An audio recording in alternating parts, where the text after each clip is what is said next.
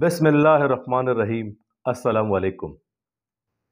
بنی قابیل اور بنی شیس یہ دونوں الگ الگ قبیلے تھے، مگر آدم علیہ السلام کی اولاد میں سے تھے، اور دنیا کی سب سے پہلی جنگ بھی انہی دو قبیلوں کے درمیان ہوئی۔ بنی قابیل جو پہاڑوں پر رہتے تھے، مگر بنی شیس میدانی علاقوں یعنی زمین پر رہتے اور کھیتی باڑی کرتے۔ رضا الہی سے حضرت آدم علیہ السلام اور اماں حوا علیہ السلام زمین پر اتارے گئے۔ آپ کی 40 اولادیں ہوئیں جو اماں حوا علیہ السلام سے جڑواں پیدا ہوئیں۔ ان میں سے سب سے پہلے قابیل اور اس کی بہن اکلیمہ ہوئیں۔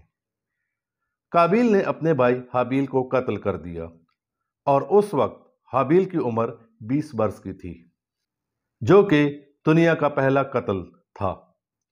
حابیل کو قتل کرنے کے بعد شیطان نے قابیل کو بہکایا اور گھر چھوڑنے کا مشورہ دیا، اور ساتھ ہی ڈرایا کہ اگر تم اپنی بہن اکلیمہ کے ساتھ یہاں رہے تو تمہارا باپ تمہیں قتل کر دے گا۔ قابیل اکلیمہ کو لے کر عدن کی پہاڑیوں کی طرف نکل گیا، اور وہیں سے اسے پہلا لڑکا خنوک پیدا ہوا۔ پہاڑوں پر قابیل کی نسل بڑھنے لگی، اور آہستہ آہستہ آتش پرست اور بت پرستی کرنے لگی۔ یہاں حابیل کی شہادت کے بعد حضرت آدم علیہ السلام بہت غمگین رہنے لگے، کیونکہ وہ بہت فرما بردار بیٹا تھا۔ لہٰذا حضرت آدم علیہ السلام نے اللہ تعالیٰ سے اولاد کے لیے دعا کی جو دین اسلام کو پھیلانے میں ان کی مدد کرے۔ کچھ عرصے بعد یعنی حابیل کی شہادت کے 5 سال بعد اللہ تعالیٰ نے حضرت آدم علیہ السلام کے ہاں حضرت شیس علیہ السلام کی پیدائش ہوئی۔ اس وقت حضرت آدم علیہ السلام کی عمر مبارک 130 برس تھی۔ اللہ تعالیٰ نے یہ انعام حابیل کے بدلے دیا، اور حضرت آدم علیہ السلام بہت خوش ہوئے، کیونکہ یہ حضرت آدم علیہ السلام کے بعد دوسرے پیغمبر تھے۔ اللہ تعالیٰ نے اس دنیا میں اپنی 4 کتابیں نازل کیں، اور 100 صحیفے، جن میں سے 50 صحیفے حضرت شیس علیہ السلام پر نازل ہوئے۔ ان صحیفوں میں دنیا میں زندگی گزارنے کے قوانین، اصول اور ضابطے تھے۔ حضرت شیس علیہ السلام اکثر اوقات حضرت آدم علیہ السلام سے احوال بعثت سنتے اور آسمانی صحیفوں کے بارے میں معلومات دریافت کرتے۔ اس کے علاوہ دیگر علوم، جن میں علمی، تحقیقاتی اور علم فلکیات وغیرہ بھی سیکھتے۔ دن رات کی گھڑیوں کی پہچان کروائی، اور ان اوقات میں ہونے والی عبادت کی تعلیم دی۔ بعض گزارشات کے مطابق لکھائی ایجاد کرنے والے پہلے شخص حضرت شیس علیہ السلام تھے۔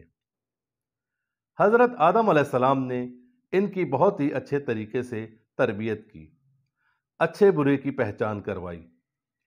جیسے جیسے شیس علیہ السلام جوان ہوتے گئے، آپ آدم علیہ السلام کی تربیت کا رنگ دکھائی دینے لگا۔ آپ کو دعوت و تبلیغ کے طریقے بتائے، اور ساتھ ہی طوفان نوح سے بھی آگاہ کیا، چونکہ آدم علیہ السلام کو آپ سے بہت امیدیں تھیں، کیونکہ آپ کا بہت ہی فرما بردار بیٹا شہید ہو چکا تھا، جبکہ دوسرا بیٹا قابیل شیطان کا پیروکار بن چکا تھا اور کفر کے راستے پر چل پڑا تھا۔ اس طرح آدم علیہ السلام کی نظر میں شیس علیہ السلام میں وہ صلاحیتیں موجود تھیں جو دین اسلام کو پھیلانے کے لیے ضروری تھیں۔ پھر آپ شیس علیہ السلام کا نکاح آزورا نامی عورت سے کر دیا گیا، جو ایک نیک سیرت خاتون تھی۔ چونکہ قابیل کے دور جانے کے وجہ سے آدم علیہ السلام سے رابطہ ختم ہو چکا تھا، اور ویسے بھی قابیل کی اولادوں میں فحاشی، عریانی اور بے حیائی بہت پھیل چکی تھی، اور شرک میں بھی بہت آگے نکل چکے تھے۔ حضرت آدم علیہ السلام کی وصیت کے مطابق انہیں دنیا سے رخصت ہونے کے بعد جبل ابو قیس میں آپ کا جسم مبارک رکھا جائے، کیونکہ ایک عظیم طوفان آنے والا ہے۔ لہٰذا اس طوفان کے بعد آپ کے جسم مبارک کو شام کی سرزمین میں دفن کیا جائے، اور ایک اور روایت کے مطابق آپ کی وصیت کے مطابق حضرت آدم علیہ السلام کے جسد خاکی کو نوح علیہ السلام کی کشتی میں رکھا جائے۔ چنانچہ حضرت آدم علیہ السلام کی وفات کے بعد ان کے جسم مبارک کو ایک تابوت میں رکھ کر غار میں رکھ دیا گیا، اور اس غار کے باہر بنی شیث علیہ السلام کے لوگ ہر وقت پہرا دیتے۔ بنی قابیل کے لوگ اکثر اس غار پر حملہ کرتے تاکہ آدم علیہ السلام کے جسم مبارک کو یہاں سے لے جائیں، مگر ہمیشہ ناکام رہتے۔ آدم علیہ السلام نے 960 سال کی عمر پائی۔ یوں آپ کی وفات کے 1 سال بعد ہی اماں حوا علیہ السلام بھی دنیا سے رخصت ہو گئیں، اور روایت کے مطابق آدم علیہ السلام اور حوا علیہ السلام کی اولادوں کی تعداد 40,000 تک پہنچ چکی تھی۔ اس طرح شیث علیہ السلام آپ کے جانشین مقرر ہوئے۔ آپ بھی ہر وقت اپنی اولاد کو اچھی تربیت دینے میں لگے رہتے اور قابیل کے گناہوں کی طرف جانے سے منع کرتے، کیونکہ بنی قابیل کے لوگ گناہ اور فساد میں مبتلا ہو چکے تھے۔ دوسری طرف قابیل کی نسل بھی بہت بڑھ چکی تھی، اور اس وقت زمین پر دنیا کے پہلے 2 گروہ یعنی 2 قبیلے بن چکے تھے، ایک بنی قابیل اور دوسرا بنی شیث۔ بنی قابیل شیطانوں کے پیروکار اور بنی شیث علیہ السلام اللہ کے دین کے پیروکار تھے۔ وقت کے ساتھ ساتھ یہ دونوں قبیلے پروان چڑھتے رہے۔ دوسری طرف بنی قابیل کے لوگ بہت سرکش ہو چکے تھے اور وقتاً فوقتاً بنی شیث پر حملہ کرتے رہتے۔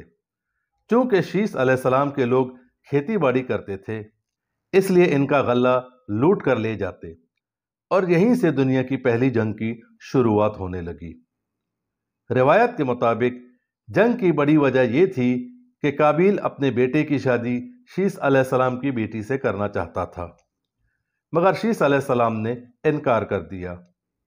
ایک دن قابیل کے گروہ کے لوگوں نے شیث علیہ السلام کے قبیلے کی ایک لڑکی کو اغوا کر لیا، اور یہی بات جنگ کی اصل وجہ بنی، جس پر شیث علیہ السلام نے قابیل کے علاقوں پر حملہ کر دیا، اور ایک سخت جنگ کے بعد قابیل کو عبرتناک شکست دی، اور جو لڑکی اغوا ہوئی تھی وہ بھی آزاد کروا لی۔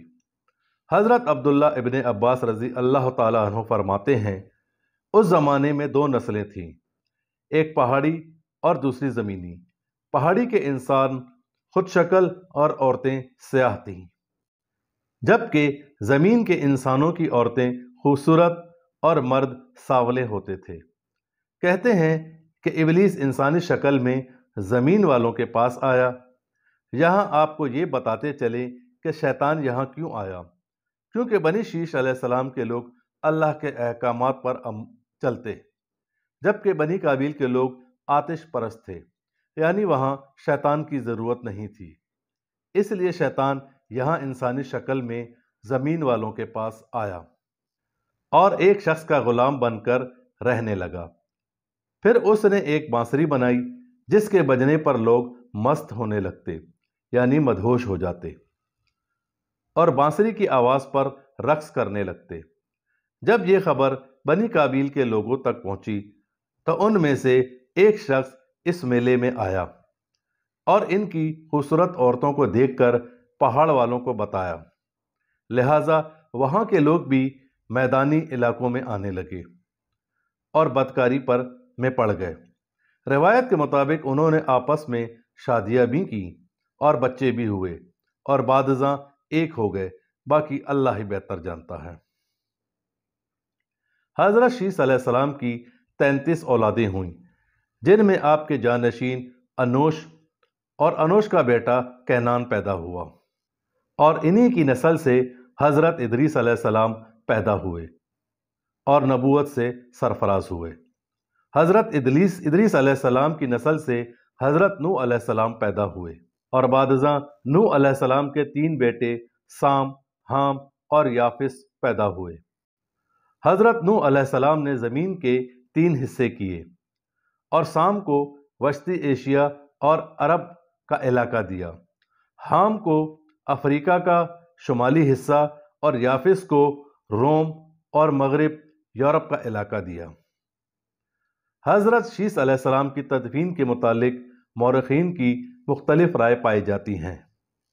وفات کے وقت حضرت شیس علیہ السلام کی عمر 912 برس تھی اور کوہ ابو قیس میں دفن ہوئے، جو لبنان کے مشرق میں بالبک کے علاقے میں بنی شیش نامی ایک بڑا مقبرہ ہے، جو شیس نبی سے منسوب ہے۔ دوسرا مزار غزہ میں، تیسرا مزار عراق کے شہر موصل میں، جو 1435 ہجری میں داعش کے ہاتھوں مسمار ہوا۔ نمبر 4 ایودھیا بہارت۔